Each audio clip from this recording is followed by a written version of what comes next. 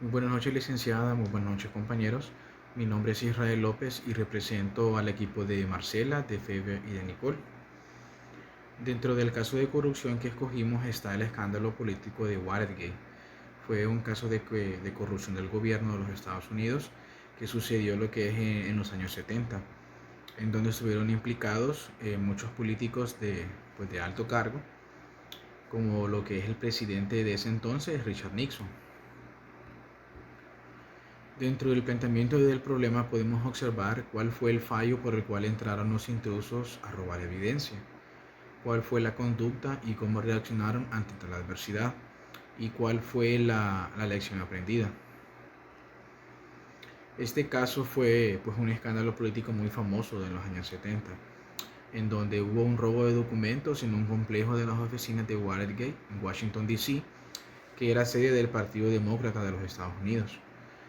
En una madrugada del año 1972, un guardia de seguridad del hotel descubrió a 5 intrusos que tenían como implemento guantes de goma, equipo fotográfico, micrófonos y otros implementos que les ayudaban a fotografiar o a copiar toda la información que tenían en dicha sede.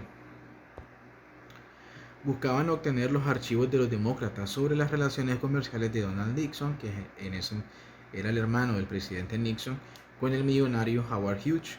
Los 5 implicados eran James McCord, Bernard Barker, Frank Sturgis, Eugenio Martínez y Virgilio González.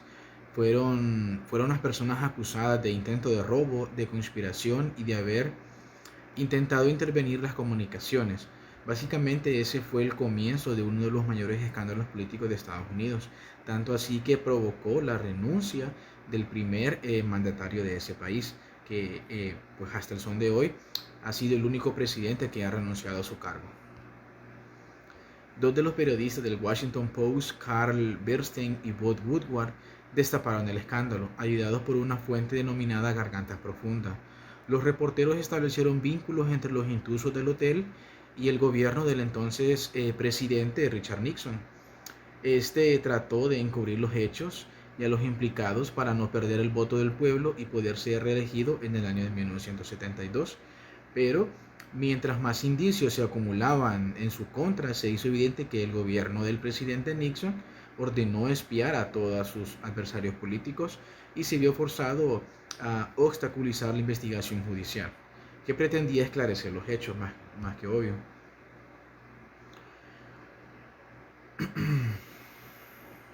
Ahora, tras una investigación parlamentaria, se estableció que el presidente Nixon había realizado grabaciones secretas de las conversaciones con sus asesores en las que discutía actividades irregulares. Fue en julio del 74 en donde la Corte Suprema ordenó al presidente entregar las cintas que probaban su culpabilidad. Y al siguiente mes, el 8 de agosto del 74, el presidente Nixon renunció a su cargo y fue reemplazado por el entonces vicepresidente Gerald Ford. El escándalo provocó que el pueblo estadounidense perdiera la fe en lo que es la transparencia del gobierno. ¿Qué nos deja este caso de corrupción? ¿Qué lecciones nos deja este caso de corrupción? Pues dentro de una de ellas está que el pueblo estadounidense perdió la fe en la transparencia del gobierno, como lo mencionaba anteriormente.